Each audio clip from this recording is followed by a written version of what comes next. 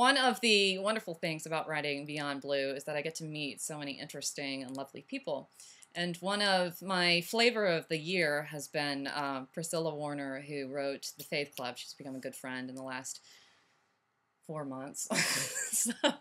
so I'm at her home right now, and she told me that she actually designed and did this beautiful, I don't know if you can see it, necklace of St. Therese and my St. Therese earrings.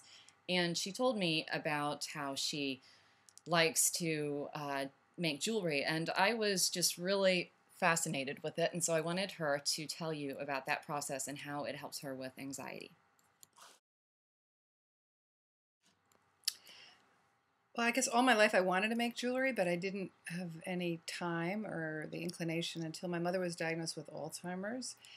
And she was an artist all her life. She used to make a lot of collages. So she would collect a lot of found objects in the garbage or flea markets or wherever she was and put them all together in installations.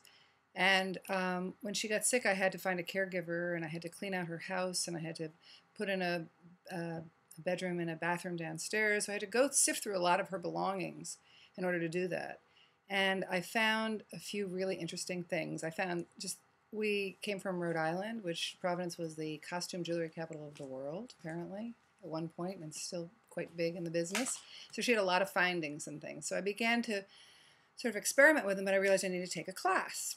And at the same time that my mother was going through this really difficult, painful process of discovering that she had Alzheimer's, I was so sad and I was so anxious, and beading sort of took over my life and healed me.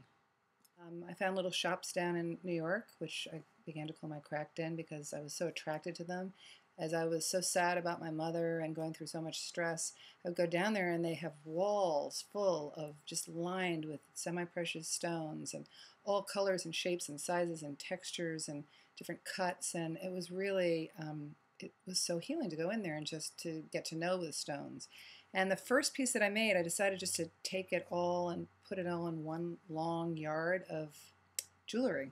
So I made something that I call Happiness by the Yard, because the stones and the beading was making me feel better about my mother and what I was going through. I just decided to make a long, long, long string, and you just keep wrapping it around and around and around. Don't choke yourself. You can go like several different ways. It can be really short, like a little collar, or It's beautiful. thank you. It can be longer, but I started showing them to people, and they loved them, and then I started selling them in some stores, and people really liked the idea that, of Happiness by the Yard. And then I really liked the idea that I was taking my pain from my mother and I was pouring it into the jewelry making, and then like Johnny Appleseed, I was just sort of spreading this happiness all around where I live, and wherever people would buy things and send them off to people near and far. So that's the end of my beading story. How beading saved my life, how it made me happy, how I took sadness and turned it into grace and calmness and creativity and fulfillment, and spread it around to all my friends.